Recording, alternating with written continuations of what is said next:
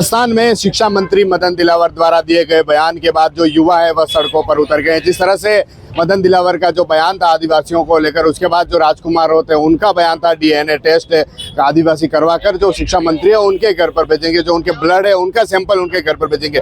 जो युवा है वह मदन दिलावर को हटाने की मांग को लेकर उदयपुर कलेक्ट्री पर पहुंचे, उनसे बात करेंगे। जिस तरह से लगातार बार पलटवार देखने को मिल रहे, लगातार बयानबाजी देखने को मिल रही है, क्या मामला है? देखिए, ये राजस्थान के जो शिक्षा मंत्री है मदन दिलावर जी, उन्होंने कहा कि जो आदिवासी समुदाय है हिंदू धर्म को नहीं मानते, उनका डीएनए टेस्ट करवाया जाए। तो आदिवासी समुदाय धर्म पूर्वी समुदाय है, धर्म से पहले यहाँ स्थापित हुआ है। आदिवासी समुदाय हर उनका जो रीति रिवाज संस्कृति वो विभिन्न दूसरे जो धर्म उनसे अलग है, इसीलिए उनका जो ये बयान है आदिवासी समाज को ठेस पहुँची है, अपमानजनक है। इसीलिए पूरे भारत देश में, पूरे राजस्थान में इसका विरोध हो रहा है। आज हम यहाँ पे धरना प्रदर्शन कर रहे हैं।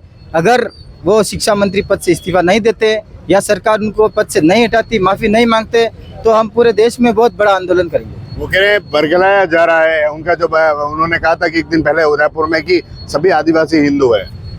देखिए, आदिवासी हिंदू है तो सुप्रीम कोर्ट का जो जजमेंट है 2011 का, उसमें आदिवासी के ऊपर जो हिंदू विवाह अधिनियम जो उनके लागू नहीं होता है, और बाकी दूसरे जो तलाक वगैरह होता है तो जो अन्य धर्मों में होता है, आदिवासी के अंदर नहीं होता। तो सुप्रीम कोर्ट जब ये कह रहा है कि आदिवासी हिंदू नहीं है, तो मदन दिलावर का सुप्रीम कोर्ट से बड़ा हो गया क्या? तो वो भारत का संविधान नहीं मान रहा है, भारत का कानून नहीं मान रहा है। तो ये बात एक प्रश्न चिन्ह है कि जो सरकार बनी हुई है और ये सरकार के अंदर जो मंत्री है वो क्या भारत का संविधान नहीं मानते या भारत का कानून नहीं मानते? अगर सुप्रीम कोर्ट का जजमेंट नहीं मान रहे तो वो देशद्रोही है सबसे बड़े। क्या मांगों को लेकर आए हैं और क्या मांगे आपकी प्रमुख है? मांग तो यही है कि उनको इस्तीफा देना चाहिए और आदिवासी समाज से माफी मांगनी चाहिए।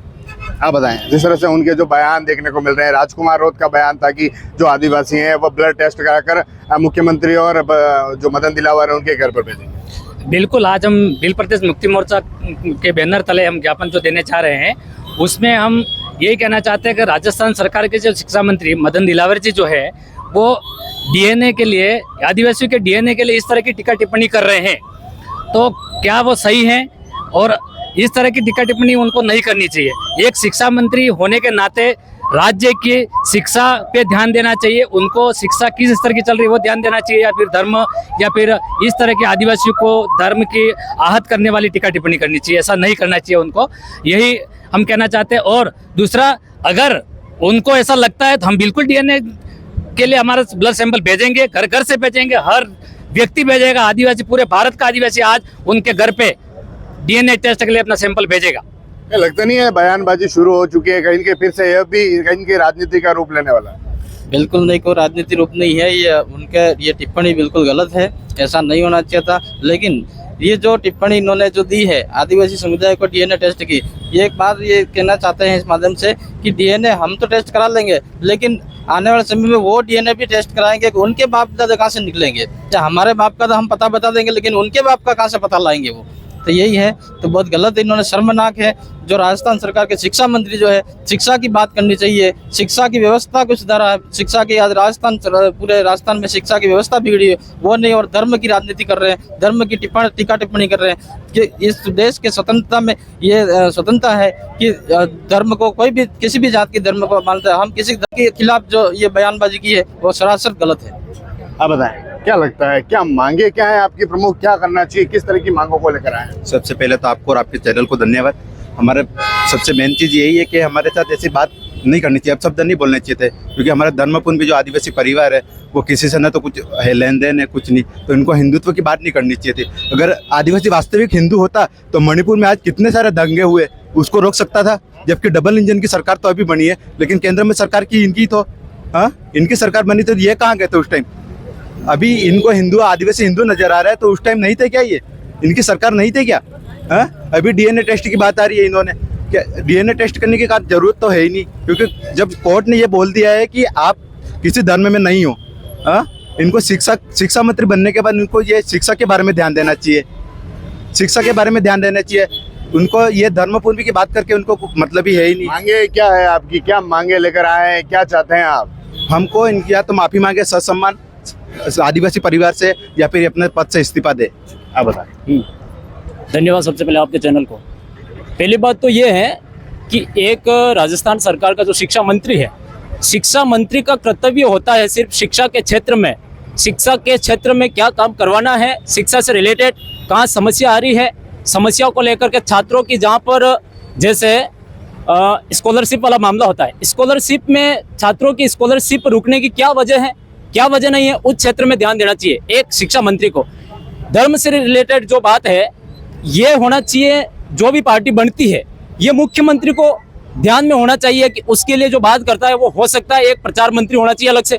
भाई आप धर्म से रिलेटेड जानकारी नहीं दे सकते हो। दूसरी बात यह है कि शिक्षा के क्षेत्र में हर धर्म हर समुदाय का व्यक्ति शिक्षा में जाता है, शिक्षा की दिशा में जाता है, शिक्षा प्राप्त करके उसके बाद में वो नौकरी करता है।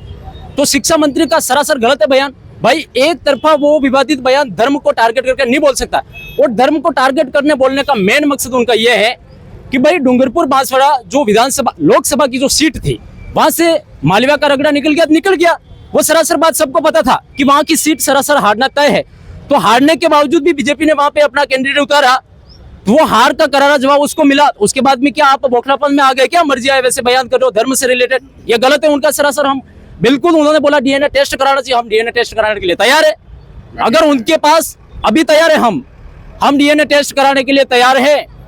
ये अगर उनको पता है ये व्यवस्था वो करावे, ये व्यवस्था अभी मशीनों की व्यवस्था यहाँ पे करावे राजस्थान का शिक्षा मंत्री, तो हम तैयार है, क्योंकि वो व्यवस्था करावे उसीलिए हम यहाँ पे आए, डीएनए टेस्ट कराने के लिए आए हैं और ज्ञापन देने के लिए आए हैं। ये बात शिक्षा मंत्री को मैं कहना चाहूंगा। अगर आपको राजस्थान सरकार में आपको पार्टी से रिलेटेड अगर प्रचार के क्षेत्र में जाना है तो जो आपके मंत्री परिषद में जितने भी मंत्री बनाए हैं उसका अपना अलग से कर्तव्य होता है। प्रत्येक मंत्री का अपना कर्तव्य होता है। टीएडी विभाग का मंत्री होता है वो टीएडी से रिलेटेड जानकारी रखता है। शिक्षा मंत्री का कर्तव्य होता है शिक्षा से रिलेटेड जानकारी रखना है। इसलिए हमारा मकसद यह है कि आप कहीं न कहीं राजनीतिक रूप से पिछड़ रहे हो तो ये आपका खुद का कारण है। इसलिए हमारा मकसद यही है कि उन्होंने जो भी आदिवासी समुदाय के ऊपर जो विवादित बयान किया उसका हम घोर निंदनीय विरोध करते हैं।